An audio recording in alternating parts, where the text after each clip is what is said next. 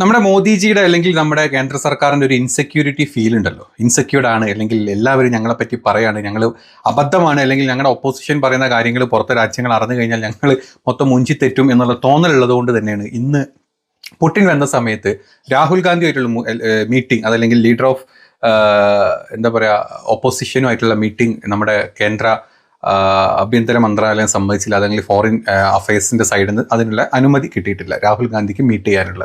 Generally इस सरकार की पॉलिसी है, नॉर्मली ट्रेडिशन होता है कि एलओपी के साथ जो भी बाहर से आते हैं उनकी मीटिंग होती है. ये वाजपेयी जी के टाइम होता था, मनमोहन सिंह जी के टाइम होता था, ये ट्रेडिशन रहा है. बट आजकल क्या होता है कि जो फॉरेन डिग्नेटरीज आते हैं या जब मैं कहीं बाहर जाता हूं तो सरकार उनको सजेस्ट करती है कि एलओपी से नहीं मिलना चाहिए. तो ये इनकी पॉलिसी है, ये हर बार करते हैं. जब मैं बाहर जाता हूँ ये करते हैं, जब लोग यहाँ आते हैं मैं करता हूँ. हमें मैसेज मिलता है कि हमें बताया गया है कि सरकार हमसे कहती है कि आपसे नहीं मिलना है. सरकार नहीं चाहती कि ऑपोजिशन के लोग बाहर के लोगों से मिले. രാഹുൽ ഗാന്ധി ഇന്ന് വന്ന് അതിനെതിരെ സംസാരിക്കുകയും ചെയ്തു. കാരണം ഇന്ത്യയിൽ ഇതുപോലെ ഇങ്ങനെ ചില ആളുകൾ വന്നു കഴിഞ്ഞാൽ, അല്ലെങ്കിൽ ഇങ്ങനെ ഒരു റിക്വസ്റ്റ് വന്നു കഴിഞ്ഞാൽ, ഇതിനു മുമ്പ് വാജ്പേയിയുടെ കാലത്താണെങ്കിലും മൻമോഹൻ സിംഗിന്റെ കാലത്തൊക്കെ ആണെങ്കിലും അന്നത്തെ ലീഡർ ഓഫ് ഒപ്പോസിഷൻ ആരാണെങ്കിലും ഈ പറഞ്ഞ ലോക നേതാക്കളുമായിട്ടൊരു മീറ്റിംഗ് അല്ലെങ്കിൽ ഒരുമിച്ചുള്ളൊരു മീറ്റിംഗിൽ ഇവരും കൂടെ ആഡ് ചെയ്യാറുണ്ട്. ഈ പ്രാവശ്യം പുടിൻ്റെ മീറ്റിംഗിൽ എവിടെയും രാഹുൽ ഗാന്ധിനെ നമ്മുടെ മന്ത്രാലയം, നമ്മുടെ കേന്ദ്ര മന്ത്രാലയം സമ്മതിച്ചിട്ടില്ല. കാരണം അത് അവരുടെ ഒരു ഇൻസെക്യൂർ ഫീൽ തന്നെയാണ്. അല്ലെങ്കിൽ എന്തെങ്കിലുമൊക്കെ പുള്ളി ഉള്ള കാര്യങ്ങൾ കറക്റ്റായിട്ട് പറയും. അല്ല മോദി കാണിക്കുന്ന മറ്റേ ഉങ്കിലിക്കളികളല്ല, അല്ലെങ്കിൽ വിരലിലോണ്ടുള്ള ഫോട്ടോഷൂട്ട് അല്ല എന്ന് വ്യക്തമായിട്ട് അറിയുന്നതും സംസാരിക്കാൻ അറിയും രാഹുൽ ഗാന്ധിക്ക് എന്നുള്ളത് കൊണ്ടൊക്കെ തന്നെയാണ് ഈ ഒരു മീറ്റിങ്ങിനുള്ള അനുമതി രാഹുൽ ഗാന്ധിക്ക് കിട്ടാത്തത്. അത് നമ്മൾ പറഞ്ഞിട്ട് കാര്യമില്ല. നമ്മുടെ നാട്ടിൽ മൊത്തത്തിൽ നമ്മളിങ്ങനെ വല്ലാത്തൊരു അവസ്ഥയിൽ നമ്മളിങ്ങനെ കറങ്ങിത്തിരിഞ്ഞ് ചക്കച്ചുള പോലെ നോക്കിക്കൊണ്ടിരിക്കുകയാണ്. അപ്പം ഇതിൻ്റെ അപ്പുറത്തോട്ടം നമ്മൾ പ്രതീക്ഷിച്ചിട്ട് കാര്യമില്ല. പക്ഷേ ഇന്നത്തെ ഈ ഒരു മീറ്റിങ്ങിൽ, ഈ പുടിനുമായിട്ടുള്ള മീറ്റിങ്ങിൽ പ്രധാനമായിട്ട് നടക്കുന്ന കാര്യങ്ങളെ പറ്റി കൊട്ടിഘോഷിച്ച് നമ്മുടെ ഗോദി മീഡിയകൾ ഒരുപാട് കാര്യങ്ങൾ വാഴ്ത്തി പുകഴ്ത്തി സംസാരിക്കുന്നത് നമ്മൾ കണ്ടു. കുറേ വലിയ പദ്ധതികൾ, ആദ്യമായിട്ടൊരു ഇന്ത്യൻ പ്രധാനമന്ത്രി ഉണ്ടാക്കുന്ന പദ്ധതികളാണെന്നൊക്കെ പറഞ്ഞിട്ട്. യഥാർത്ഥത്തിൽ നമ്മളൊരു കമ്പാരിസൺ ചെയ്യാണ്. മൻമോഹൻ സിംഗ് ഉള്ള സമയത്തും ഇതുപോലെ തന്നെ നമ്മുടെ പുടിനുമായിട്ടുള്ള കൂടിക്കാഴ്ചകളിൽ അന്ന് ഉണ്ടായിട്ടുള്ള പുതിയ പദ്ധതികളും നമ്മുടെ ഇപ്പോഴത്തെ പ്രധാനമന്ത്രിയായിട്ടുള്ള നമ്മുടെ മോദിജിയായിട്ടുള്ള കൂടിച്ചേർന്നിട്ടുള്ള പദ്ധതികളും തമ്മിലൊരു താരതമ്യം നമ്മൾ ചെയ്യുന്നത്. നമ്മൾ ആദ്യമായിട്ടാണ്, അല്ലെങ്കിൽ ഈ പറഞ്ഞ ഇപ്പോഴത്തെ നമ്മുടെ ജനറേഷൻ്റെ വിചാരം മോദിയാണ് ആദ്യമായിട്ട് ട്രംപിനെ ഇന്ത്യയിൽ കൊണ്ടുവരുന്നത്, അതല്ലെങ്കിൽ ഈ ഇന്ത്യ എന്ന് പറഞ്ഞു കഴിഞ്ഞാൽ മോദി ഇല്ലെങ്കിൽ ഈ പറഞ്ഞ ഒന്നും നടക്കില്ല എന്നുള്ള രീതിയിലുള്ള കുറേ നരേഷൻസ് ഉണ്ട്. കാരണം നമ്മുടെ ഗോദി മീഡിയ പണ്ട് നമ്മളെ നാട്ടിൽ എന്തായിരുന്നു, 10 വർഷം മുമ്പ് എന്തായിരുന്നു എന്നുള്ളതൊന്നും ഇപ്പം ഉള്ള ഒരു സ്ഥലത്തും പറയുന്നില്ല.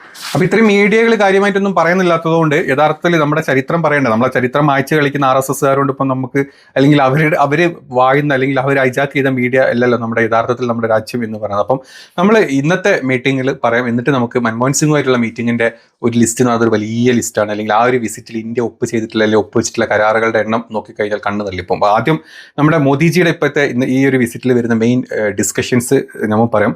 ഒരു പ്രതിരോധം, നമ്മുടെ സൈനിക നടപടികൾ, സൈനികപരമായിട്ട് പ്രതിരോധപരമായിട്ട് നമുക്ക് ഈ സുക്കോയ് 57 പോലത്തെ യുദ്ധവിമാനങ്ങൾ, അതുപോലെ S-400 പോലത്തെ നമ്മുടെ S-400 വ്യോമ പ്രതിരോധ സംവിധാനങ്ങൾ, ഇതൊക്കെയാണ് നമ്മുടെ മെയിനായിട്ടുള്ള ചർച്ചകൾ. ഇത് നമ്മൾ കൂടുതൽ അവരെ കയ്യിൽ നിന്ന് വാങ്ങിക്കും എന്നുള്ള രീതിയിലുള്ള ചർച്ചകളാണ് ഒന്ന്. പിന്നെ വ്യാപാരപരമായിട്ട് നമ്മൾ പറയുകയാണെങ്കിൽ ഇന്ത്യയും റഷ്യയും തമ്മിലുള്ള വ്യാപാരം $100 ബില്യൺ വർദ്ധിപ്പിക്കാൻ ലക്ഷ്യമിടുന്നുണ്ട്. സാങ്കേതിക വിദ്യ, ആർട്ടിഫിഷ്യൽ ഇന്റലിജൻസ് തുടങ്ങിയ മേഖലകളിൽ റഷ്യൻ നിക്ഷേപം അവർ തരും എന്നൊക്കെ പറയുന്നുണ്ട്. ഇതാണ് ഈ രണ്ട് കാര്യങ്ങളാണ് മെയിനായിട്ട് ഇപ്രാവശ്യത്തെ ഡിസ്കഷനിൽ വരുന്നത്. പ്രതിരോധവും അതുപോലെ തന്നെ വ്യാപാരപരമായിട്ട് ഞാൻ ഈ പറഞ്ഞ പോലെ സാങ്കേതിക വിദ്യകളിലെ കുറച്ച് സപ്പോർട്ടും കാര്യങ്ങളും, അതുപോലെ ആർട്ടിഫിഷ്യൽ ഇന്റലിജൻസിൽ ഇന്ത്യയുടെ റഷ്യൻ നിക്ഷേപവുമാണ് കാര്യമായിട്ട് ഇതിൽ ഡിസ്കഷനിൽ വരുന്നത്. ഇത് രണ്ടുമാണ്. ഇതിൻ്റെ അപ്പുറത്തോട്ടുള്ള വേറെ ചർച്ചകളും വേറെ പുതിയ പദ്ധതികളും ഒന്നുമില്ല. കാരണം വ്യാപാരപരമായിട്ടുള്ള പദ്ധതികൾ എന്ന് പറഞ്ഞാൽ മെയിനായിട്ട് നമ്മൾ ക്രൂഡ് ഓയിൽ വാങ്ങിച്ചുകൊണ്ടിരുന്നായിരുന്നു. അത് ഏകദേശം നമ്മൾ സ്റ്റോപ്പ് ചെയ്തിട്ടുണ്ട് അമേരിക്കയുടെ സമ്മർദ്ദം മൂലം എന്ന് നമുക്ക് വ്യക്തമായിട്ടാക്കാം. അപ്പം ഇതിൽ പിന്നെ നമ്മൾ അധികം സംസാരിക്കാനൊന്നുമില്ല, ഇത്രയും കാര്യങ്ങളേ ഉള്ളൂ. ഇത് പിന്നെ നമ്മുടെ ഈ ഗോദി മീഡിയ പറയുമ്പം അതൊരു 100 എണ്ണമായി പറയും എന്ന് മാത്രം. ഇനി ഇതേ സ്ഥാനത്ത് നമ്മൾ നേരെ നമ്മുടെ വ്ളാഡിമിർ പുടിനും അതുപോലെ തന്നെ മൻമോഹൻ സിംഗും തമ്മിലുള്ള കുറച്ച് പോർഷൻ ഞാൻ വെച്ചിട്ട് അന്നത്തെ ഡിസ്കഷൻ്റെ അതിൻ്റെ കംപ്ലീറ്റ് ട്രാൻസ്ലേഷൻ ഞാൻ പറഞ്ഞു തരുന്നിട്ട്. It allows us to achieve concrete results in bilateral relations. Today we've held very substantial and constructive dialogue on almost all areas of our cooperation. But of even greater importance was the preparatory work carried out by our experts in preparation for today's. Due to this joint work, we managed to achieve the signing of a number of important documents, and you witnessed with your own eyes the final results of this work. These results demonstrate our mutual aspiration to develop political dialogue, investment, trade relations, scientific and technical cooperation, and people-to-people contacts. Throughout these 65 years since the signing of the agreement on establishing diplomatic relations, our links have transformed in the special and privileged strategic partnership. In 2011, the amount of mutual trade accounted for almost $9 billion. This year, it will probably achieve the benchmark of $10 billion, and in the nearest future, we are to increase the mutual trade turnover by double-fold. Of great importance is that structure of Russia-India export and import exchanges is predominated by high-tech goods amounting to 50%. This year saw the 40% increase of exports to the Indian markets of cars, equipment, and chemicals by Russia. We agreed to facilitate investment interaction. I believe that memorandum signed today between the Direct Investment Fund of Russia and State Bank of India will create additional stimuli to expand mutually beneficial cooperation, including between small and medium enterprises. Here I'm referring to the creation of the efficient mechanism to co-finance promising investment projects with a total amount of almost $1 billion. Russia and India are implementing large-scale projects in the 2011 ഒരു എന്താ പറയുക അവരുടെ മീറ്റിംഗിൽ 2011 വിസിറ്റിന്റെ ഭാഗമായിട്ട് ഉള്ള discussions point അല്ലെങ്കിൽ അന്ന് നമ്മൾ സൈൻ ചെയ്തിട്ടുള്ള കരാറുകളുടെ കാര്യമാണ് ഞാൻ പറയുന്നത്. നമ്മൾ എന്താ പറയുക അന്നത്തെ ഇതനുസരിച്ച് ഇന്ത്യ റഷ്യ തമ്മിലുള്ള വ്യാപാരം ഏകദേശം 9 മില്യൺ ടു 10 മില്യൺ US$ നമ്മൾ കൈകാര്യം ചെയ്യും. അതുപോലെ തന്നെ ഭാവിയിൽ അത് ഇരട്ടിയാക്കും എന്നാണ് ഈ സംസാരത്തിലൂടെ പറഞ്ഞു പോയിട്ടുള്ള ആദ്യത്തെ പോയിന്റ്. രണ്ടാമത്തത് ഹൈടെക് ഉൽപ്പന്നങ്ങളുടെ ഒരു കരാറുകളിലോട്ട് നമ്മൾ ഒപ്പിട്ടിരുന്നു. അതായത് കയറ്റുമതി ഇറക്കുമതി വിനിമയങ്ങളിൽ 50% ഹൈടെക് ഉൽപ്പന്നങ്ങൾക്കാണ് പ്രാമുഖ്യം നൽകുന്നത്. അന്ന് ഞാനീ പറയുന്നത് 14 വർഷം മുമ്പത്തെ കാര്യം കേട്ടോ. കൂടാതെ റഷ്യയിൽ നിന്നുള്ള കാറുകൾ, ഉപകരണങ്ങൾ, രാസവസ്തുക്കൾ എന്നിവയുടെ കയറ്റുമതിയിൽ 40% വർധനവുണ്ടാക്കും എന്നായിരുന്നു അന്നത്തെ നമ്മുടെ കരാറ്. പിന്നത്തെ രണ്ടാമത്തെ കരാറ് നിക്ഷേപമാണ്. നിക്ഷേപം പ്രോത്സാഹിപ്പിക്കുന്നതിന് റഷ്യയുടെ direct investment fund, state bank of India SBI തമ്മിലുള്ള ഒരു ധാരണാപത്രം അന്ന് ഒപ്പുവെച്ചിട്ടുണ്ട്. ഇത് ഏകദേശം $1 മില്യൺ വരുന്ന സംയുക്ത നിക്ഷേപ പദ്ധതികളായിരുന്നു. അതായത് foreign investment, Russian foreign investment നമ്മുടെ SBI ത്രൂ ഇന്ത്യയിലോട്ട് കൊണ്ടുവരുന്ന ഒരു പദ്ധതിക്കായിരുന്നു അന്നത്തെ നമ്മൾ സൈൻ ചെയ്തിരുന്നത്. ഇനി അതല്ലാതെ പിന്നെ മറ്റ് സംയുക്ത പദ്ധതികളെ പറ്റിയാണ് നമ്മൾ സംസാരിക്കുന്നത്. ഊർജ്ജ മേഖലയിൽ റഷ്യൻ കിഴക്കൻ മേഖലകളിലും സഖാലിനിലുള്ള എണ്ണ വാതക ഖനനങ്ങളിൽ ഇന്ത്യൻ കമ്പനികളും അന്ന് പങ്കുചേരും എന്നുള്ള മറ്റൊരു എന്താ പറയുക കരാറ് നമ്മൾ സൈൻ ചെയ്തു. അതല്ലാതെ കൂടംകുളം ആണവ പദ്ധതി ഉണ്ട് നമ്മുടെ തമിഴ്നാട്ടിലെ. അവിടുത്തെ നിർമ്മാണത്തിന്റെ റഷ്യ സഹായം നൽകും എന്നായിരുന്നു അത് ചെയ്യുകയും ചെയ്തിട്ടോ, അത് നൽകുകയും ചെയ്തിട്ടുണ്ട്. പിന്നെ ഇന്ത്യയുടെ ഊർജ്ജ ആവശ്യങ്ങൾക്കായി വൈദ്യുത നിലയങ്ങൾ നിർമ്മിക്കുന്നതിൽ റഷ്യയുടെ സ്ഥാപനങ്ങൾ പ്രവർത്തിക്കുന്നുണ്ട്. സത്യമായിട്ടുള്ള കാര്യം തന്നെയാണ്. പിന്നെ എന്താ പറയുക ഗ്യാസ്പ്രോം എന്ന് പറഞ്ഞിട്ടുള്ള വർഷം 2.5 മില്യൺ ടൺ എന്താ പറയുക LNG വിതരണം ചെയ്യാൻ 20 വർഷത്തെ കരാറും അന്ന് നമ്മൾ ഒപ്പിട്ടിട്ടുണ്ട്. ഇനി അതല്ലാതെ ഫാർമസ്യൂട്ടിക്കൽ കമ്പനി അല്ലെങ്കിൽ ഫാർമസ്യൂട്ടിക്കൽ പ്രോട്ടോകെമിക്കൽസിലുള്ള അന്നത്തെ ചില ചർച്ചകളും ചില ഇതും പറയുന്നുണ്ട്. മെഡിക്കൽ മരുന്നുകൾ ഉൽപ്പാദിപ്പിക്കുന്നതിന് ബയോടെക്നോളജിയിലെ പ്ലാന്റ് സ്ഥാപിക്കാൻ റഷ്യൻ കമ്പനിയായിട്ടുള്ള ആർഫാം ഇന്ത്യൻ പങ്കാളികളുമായി ധാരണാപത്രം അന്ന് ഒപ്പിട്ടു. ഇതിന്റെ നിക്ഷേപം ഏകദേശം $100 മില്യൺ ആയിരുന്നു കേട്ടോ അന്നത്തെ.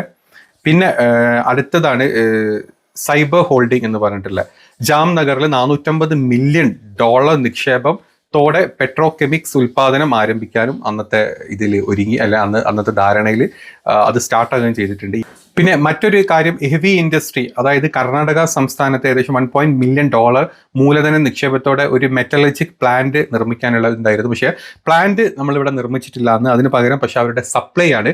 ആ കമ്പനി സപ്ലൈ ചെയ്യുന്ന കാര്യങ്ങൾ അല്ലെങ്കിൽ അതിൻ്റെ കംപ്ലീറ്റ് കാര്യങ്ങൾ കർണാടക ബേസിലാണ് ഇപ്പോൾ ചെയ്തുകൊണ്ടിരിക്കുന്നത്. ഈ കമ്പനിയുടെ പേര് എന്താ പറയുക യുറൽമഷവോത്, അതാണ് ആ ഒരു കമ്പനി. റഷ്യൻ കമ്പനിയാണ് കമ്പനിയുടെ പേര്. അതിപ്പോഴും പ്രവർത്തിക്കുന്നുണ്ട്. കർണാടക ബേസ് ആയിട്ടാണ് ഇതിൻ്റെ എന്താ പറയുക ഇതിൻ്റെ ഈ സപ്ലൈ ഇപ്പോഴും ഹെവി എക്യുപ്മെന്റ് സപ്ലൈ ഇപ്പോഴും പ്രവർത്തിച്ചുകൊണ്ടിരിക്കുന്നത്. പിന്നെ അതല്ലാണ്ട് നമ്മുടെ സൈനിക സാംസ്കാരിക ബന്ധങ്ങൾ അന്നുണ്ടായിട്ടുണ്ട്. സൈനിക സംസ്കാര സഹകരണത്തോടു കൂടി സംയുക്ത സംരംഭ സ്ഥാപനങ്ങൾ നമുക്കറിയാം. നമ്മുടെ സുക്കോയ് ഇന്ത്യയിലെ HAL അതുണ്ട്. അത് ഇപ്പോഴല്ല, 97 മുതൽ നമ്മൾ ഇവിടെ അതിൻ്റെ മാനുഫാക്ചറിങ് ഒരു പോർഷൻ നമ്മൾ ചെയ്യുന്നുണ്ട്. പിന്നെ 2002 നമ്മളൊരു എക്സ്ട്രാ നമ്മൾ ഇതെടുത്തു. 2004, 2005 2006 സമയങ്ങളിലൊക്കെ നമ്മൾ അതിൻ്റെ ഒരു എന്താ പറയുക എയർക്രാഫ്റ്റിൻ്റെ മെയിൻ്റനൻസും മറ്റ് എയർക്രാഫ്റ്റിൻ്റെ എന്താ പറയുക മാനുഫാക്ചറിങ്ങും നമ്മൾ നടത്തുന്നുണ്ട്.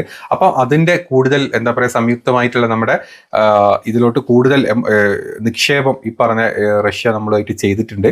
ഇനി അതല്ലാണ്ട് നമ്മൾ ഇവിടെ ചെയ്തിട്ടുള്ള മറ്റ് കാര്യങ്ങൾ എന്ന് പറഞ്ഞ സാംസ്കാരിക ബന്ധങ്ങൾ, ഇന്ത്യയിലെ റഷ്യൻ സംസ്കാരോത്സവം, അതുപോലെ തന്നെ ന്യൂഡൽഹിയിലെ മോസ്കോ ദിനങ്ങൾ, ഇന്ത്യൻ ചലച്ചിത്ര സംസ്കാരമേള എന്നിവയുള്ള പല പരിപാടികളും എന്താ പറയുക ഇതിലോട്ട് നമ്മൾ അന്ന് ആഡ് ചെയ്തിട്ടുണ്ട്. അപ്പം റഷ്യൻ വിനോദസഞ്ചാരികളെ ഇങ്ങോട്ട് എത്തിക്കുന്നതിൻ്റെ ഭാഗമായിട്ട് ഇന്ത്യ റഷ്യ യാത്രാ കേന്ദ്രമായി മാറുന്നതിന് കൂടിച്ചേർത്ത് ലോക വ്യാപാര WTOയുടെ അണ്ടറിൽ റഷ്യക്ക് അംഗത്വം ലഭിക്കുന്നതിനായി ഇന്ത്യ നൽകിയ പിന്തുണ അന്ന് പുടിൻ എടുത്തു പറയുകയും ചെയ്തിട്ടുണ്ടായിരുന്നു. അപ്പോൾ ഇത്രയും കാര്യങ്ങൾ, ഇത്രയും പോയിന്റ്സുകൾ അല്ലെങ്കിൽ ഇത്രയും ഡിസ്കഷൻസ് അന്ന് മൻമോഹൻ സിംഗുമായിട്ടുള്ള സമയത്ത് അല്ലെങ്കിൽ 2011 റഷ്യയായിട്ട് നമ്മൾ കരാറിൽ നമ്മൾ ഒപ്പിട്ടിട്ടുണ്ട്. ഇതിൽ ഏകദേശം 90% ആയിട്ടുള്ള കാര്യങ്ങൾ നടപ്പിലാക്കി കഴിഞ്ഞിട്ടുള്ള കാര്യങ്ങളുമാണ്. ഇപ്പോഴും നമ്മൾ അതിൻ്റെ പല കരാറുകളും കണ്ടിന്യൂ ചെയ്തു പോകുന്നുണ്ട്. അപ്പോൾ ഇതൊന്നും ആർക്കും അല്ലെങ്കിൽ ഈ പറഞ്ഞ നമ്മളിപ്പം മോദിയുടെ അപ്പുറത്തോട്ട് കണ്ണ് കാണാത്ത അല്ലെങ്കിൽ കുതിരകളായിട്ടുള്ള കുറേ പേരുണ്ട്. മോദിയാണ് എല്ലാം ചെയ്യുന്നത്, മോദിക്ക് അപ്പുറം മുമ്പ് ഒന്നും ഉണ്ടായിരുന്നില്ല, ഇന്ത്യ ഏതോ മറ്റേ ദരിദ്ര രാജ്യം, അല്ലെങ്കിൽ 2014 ഇന്ത്യക്ക് സ്വാതന്ത്ര്യം വാങ്ങിച്ചു കൊടുത്ത് RSS വാങ്ങിച്ചു കൊടുത്ത് മോദിനെ ഇന്ത്യയുടെ പ്രധാനമന്ത്രി ആക്കി എന്നുള്ള രീതിയിലാണ് നമ്മുടെ നാട്ടിൽ ഇപ്പോൾ ആൾക്കാർ സംസാരിച്ചുകൊണ്ടിരിക്കുന്നത്. അതുകൊണ്ടാണ് ഇത്രയും കാര്യങ്ങൾ മുമ്പ് ഉണ്ടായിരുന്നു. ഈ പറഞ്ഞ നേതാക്കളൊക്കെ ആയിട്ട് നമുക്ക് ഇപ്പോഴത്തേക്കാൾ നല്ല ബന്ധങ്ങൾ അന്നുണ്ടായിരുന്നു.